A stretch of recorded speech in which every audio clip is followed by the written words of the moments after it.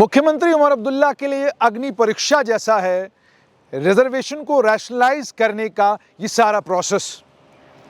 इसको लेकर national conference के श्रीनगर के एमपी आगा सईद रूहुल्लाह ज़बरदस्त राजनीति कर रहे हैं। विपक्ष सारा उमर अब्दुल्ला पर नज़र गड़ाए हुए है कि कब ये फैसला लेंगे, और यूं ही ये फैसला लेंगे रिजर्वेशन जम्मू कश्मीर में सबसे बड़ा बवाल बन सकता है। लेकिन क्या इस अग्नि परीक्षा को पास करेंगे उमर अब्दुल्ला? हालांकि होना तो ये चाहिए था कि इस रिजर्वेशन के कानून को बदलते वक्त राजनीति ये कहती है कि विपक्षी दल के नेता प्रतिपक्ष के साथ बैठकर बात होनी चाहिए थी। आपने जो भी मसौदा तैयार किया है उनके साथ इस बात पर चिंतन मंथन इसलिए होना चाहिए था क्योंकि जम्मू संभाग में 29 एमएलए भारतीय जनता पार्टी के पास हैं, और जब रिजर्वेशन के कानून में आप संशोधन करेंगे या उसके अंदर जो तब्दीली करने की बात आपने की हुई है, जब ये होगी तो दोनों संभागों में शांति व्यवस्था बनी रहे, कोई बड़ा बवाल न कटे। अब जानकार सूत्र ये बताते हैं कि जो आज सुबह मुख्यमंत्री उमर अब्दुल्ला ने कैबिनेट मीटिंग ली है, उस कैबिनेट मीटिंग में रिजर्वेशन को लेकर कुछ फैसले किए गए हैं। हालांकि सूत्रों ने यह कहा कि एक बार और ये तमाम मंत्री मुख्यमंत्री की अध्यक्षता में मिलेंगे और उसके बाद उपराज्यपाल के पास मसौदा भेजा जाएगा। लेकिन वहीं पर कुछ और सूत्र हैं, वो कहते हैं कि मसौदा उपराज्यपाल के पास आधिकारिक तौर पर भेजने की तैयारी है। सूत्र ये बताते हैं कि ये जानते हुए कि शेड्यूल कास्ट का 8% उसके साथ छेड़छाड़ इसलिए नहीं हो सकती क्योंकि वो संवैधानिक तौर पर और संविधान ने दिया है। एसटी को जो 20% दिया गया है, ये भी कानून के अंदर संशोधन जो है केंद्र सरकार ने किया है, और आप जानते हैं ये भी संविधान के रास्ते से शेड्यूल ट्राइब कम्युनिटी को 20% रिजर्वेशन मिला है, जिसमें ST1 10% और ST2 10% है। उसके अलावा अदर बैकवर्ड क्लासेस का 8% है। इसके साथ भी यही बताया जा रहा है कि कोई छेड़छाड़ नहीं होने की संभावना है। लेकिन अब अगर छेड़छाड़ होगी या जो प्रपोज की गई है छेड़छाड़, तो वो ALC/ इंटरनेशनल बॉर्डर, RBA और उसके अलावा EWS, ये 3 वो कैटेगरीज हैं जिन 3 कैटेगरीज में रिजर्वेशन की परसेंटेज को कम करना या रिजर्वेशन की परसेंटेज को जितनी है उतना रखना, ये अधिकार जम्मू कश्मीर की सरकार के पास है। इन रिजर्वेशन में कमी, इन रिजर्वेशन को कम या ज़्यादा करने का इख्तियार जम्मू कश्मीर की सरकार के पास है, सरकार कर सकती है। जहाँ तक इकोनॉमिकली वीकर सेक्शन का ताल्लुक है, सुप्रीम कोर्ट की जब जजमेंट आई जिसमें 10% को अपहोल्ड किया गया, उसमें सुप्रीम कोर्ट ने कहीं पर भी राज्य सरकारों को या केंद्र शासित प्रदेश की सरकारों को नहीं रोका है कि आप EWS की परसेंटेज को कम करें या EWS को मुकम्मल तौर पर 0 कर दें। आपके पास ये इख्तियार है, आप ये कर सकते हैं। अगर आप इसकी पॉलिटिकल रैमिफिकेशंस को झेल सकते हैं तो आप कर सकते हैं। दूसरा, resident of backward area Jammu Kashmir के ही युवाओं के लिए और जम्मू कश्मीर के लोगों के लिए एक ऐसी कैटेगरी है जो केवल और केवल जम्मू कश्मीर में है, जिसमें बैकवर्ड एरिया की बुनियाद पर रिजर्वेशन दिया गया। पहले 20% था, फिर उसको 10 किया गया, और अब इस रिजर्वेशन को 7% भी किया जा सकता है, 5% भी किया जा सकता है। और यही वो 3 रिजर्वेशंस हैं जिन 3 रिजर्वेशंस के साथ छेड़छाड़ करके जम्मू कश्मीर की सरकार रिजर्वेशन की परसेंटेज को 50% से कम कर सकती है। अब क्या संभावनाएं हैं? इसमें सबसे पहली संभावना ये है कि इकोनॉमिकली वीकर सेक्शन को आप 10 से 5% कर दें। संभावना ये है।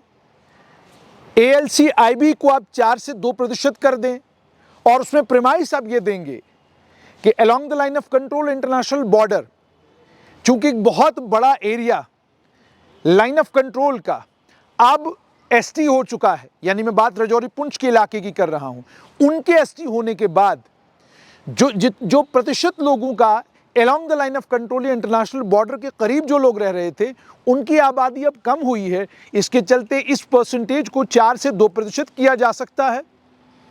EWS को, जिसकी परसेंटेज अभी 10 है, उसे 10 से 5% किया जा सकता है। उसका इख्तियार जम्मू कश्मीर की सरकार के पास है। वो कानूनी तौर पर जम्मू कश्मीर की सरकार मूव कर सकती है। और सुप्रीम कोर्ट ने भी कहीं जम्मू कश्मीर की सरकार को नहीं रोका है कि आप इसको 10% से 5% कर दें। अगर ऐसा होता है तो EWS 5% हो जाएगा, RBA 10 से 7% हो जाएगा, 3 वहां घटेगा, और उसके अलावा तीसरी रिजर्वेशन जो आपकी ALCIB है वो 2% हो जाएगी। तो कुल मिलाकर 10% रिजर्वेशन कम हो जाएगी। जब आपकी 10% रिजर्वेशन कम हो जाएगी तो आपकी ओवरऑल रिजर्वेशन की परसेंटेज जो है वो 50% से कम आएगी। वो कैसे आएगी वो आपको बताना बहुत ज़रूरी है। इसमें आप देख लीजिए कि 8% SC रहेगा, 20% ST रहेगा, ये 28 हो गया। उसके बाद OBC 8% रहेगा, 36% हो गया। उसके बाद ALCIB 2% 38% हो गया, RBA 7% हो गया 45%, और उसके बाद EWS 5% तो हो गया 50%। अब अगर आप गणित को ध्यान में रखेंगे, इकोनॉमिकली वीकर सेक्शन की जो रिजर्वेशन है इसे सुप्रीम कोर्ट ने कहा ओवर एंड अबाव, यानी जितनी भी रिजर्वेशन की परसेंटेज है उस रिजर्वेशन की परसेंटेज के ऊपर ये रिजर्वेशन की परसेंटेज है। तो इसे 5% को अगर आप कैलकुलेट नहीं करेंगे तो जम्मू कश्मीर में आधिकारिक तौर पर रिजर्वेशन 45% रहेगी, और इस 45% के बाद 55% के करीब करीब ओपन मेरिट या जनरल कैटेगरी की रिजर्वेशन रहेगी। अब जाहिर सी बात है, जब ये कुछ मैंने आपको बोला खाका है, इसमें थोड़ा सा फर्क ये हो सकता है कि मान लीजिए आपने इकोनॉमिकली वीकर सेक्शन की जो EWS की जो रिजर्वेशन है उसमें 7% कम किया और आपने उसको केवल 3% रखा है, और इसी तरीके से आपने RBA की रिजर्वेशन को भी कम करके 3% कम करके 7% रिजर्वेशन वो रखी है। तो इस तरीके से ये 10% जो है वहाँ से बनता है, और अगर 2% आप ALCIB का भी कम करेंगे तो लगभग 12% फिर रिजर्वेशन कम होती है। तो ये फार्मूलाज हैं, इसी के इर्द गिर्द जम्मू कश्मीर की सरकार भी कोई फार्मूला लेकर आएगी, क्योंकि इसके अलावा किसी भी रिजर्वेशन के साथ छेड़छाड़ करना बवाल को इन्वाइट करने के जैसा होगा। लेकिन क्या ये करने से घाटी के अंदर जो माहौल बना है उसमें कोई वातावरण में तब्दीली आएगी? कुछ हद तक तब्दीली आ सकती है। इसलिए आ सकती है क्योंकि 36% जो रिजर्वेशन है उसके साथ छेड़छाड़ करना जम्मू कश्मीर की सरकार के लिए संभव नहीं है, क्योंकि वो 36 की 36% कानून से आई है, संविधान से आई है, केंद्र सरकार के संशोधनों से आई है। उसमें आप कोई तब्दीली नहीं कर सकते हैं। आप केवल और केवल SC मैंडेटेड, सुप्रीम कोर्ट ने जो आपको मैंडेट दिया हुआ है EWS में, आप उसको 10 से 0 भी कर सकते हैं, 10 से 3% कर सकते हैं, 5% कर सकते हैं, जितना भी चाहें कर सकते हैं। लेकिन अब यह एक इंटरेस्टिंग पेज है।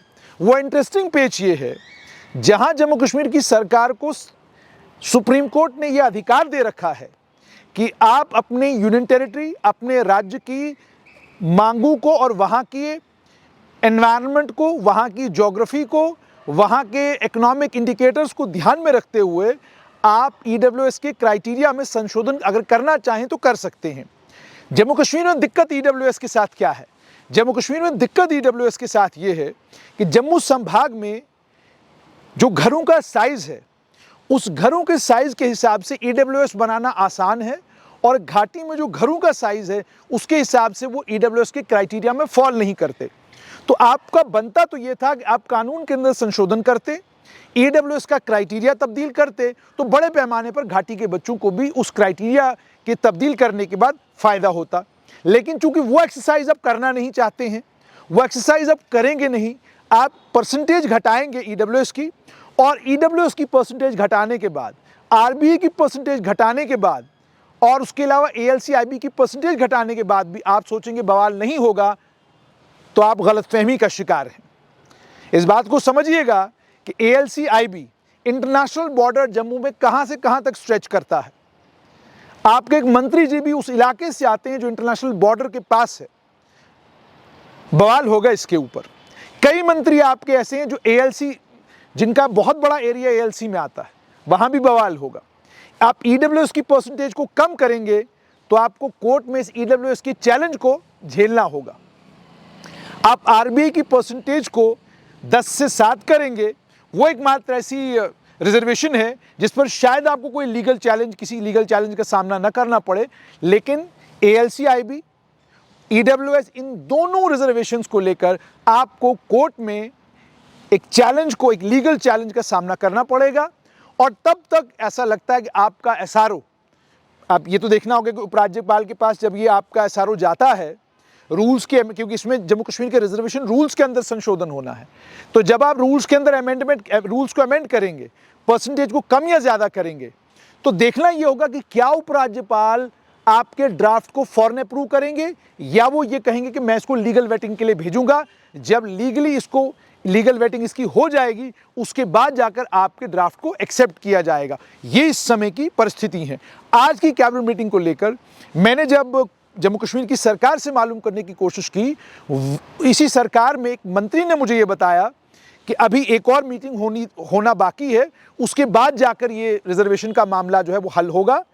और वहीं पर मुख्यमंत्री उमर अब्दुल्ला का भी कहीं पर स्टेटमेंट आया है जिसमें उन्होंने ये कहा है कि रिजर्वेशन के ऊपर जो बवाल था वो अब खत्म हो जाएगा, हमने इसको रैशनलाइज किया है और हमने जो वादा किया था कि ये रिजर्वेशन विद इन लिमिट्स रहेगी और ये 50% जो डिफाइंड लिमिट है और इसमें जनरल कैटेगरी का ख्याल रखा जाएगा, हमने उसमें फैसला ले लिया है। और फैसला लेकर हमने ये बच्चों की बहुत बड़ी मांग को एक्सेप्ट किया है और एक्सेप्ट करके इस मांग पर हमने अपना फैसला दे दिया है। अब चूंकि उपराज्यपाल के वहाँ फाइल गई है, देखना ये होगा, अगर गई है, देखना ये होगा कि उपराज्यपाल करते क्या हैं इस फाइल के साथ। इसीलिए मैंने आपको कहा कि आज जब सुबह कैबिनेट मीटिंग हुई उसके बाद फौरन खबरें चली जिसमें यह कहा गया कि ड्राफ्ट को अप्रूव किया गया है और ड्राफ्ट लेफ्टिनेंट गवर्नर को भेजा जाएगा। मगर मेरी जानकारी ये है अभी इस ड्राफ्ट पर एक और मीटिंग होना तय है, वो उस मीटिंग के बाद ये ड्राफ्ट जो है लेफ्टिनेंट गवर्नर को भेजा जाएगा। मगर ये बात बिल्कुल सच्ची है और इस बात पर यकीन भी किया जाना चाहिए कि ALCIB, इकोनॉमिकली वीकर सेक्शन और RBA, 3 वो कैटेगरीज हैं जिन 3 कैटेगरीज में रिजर्वेशन की परसेंटेज को अमेंड किया जा सकता है। ये पॉसिबिलिटी है। अब होगा क्या, जो ही ड्राफ्ट बाहर आएगा आपके साथ ज़रूर साझा करेंगे।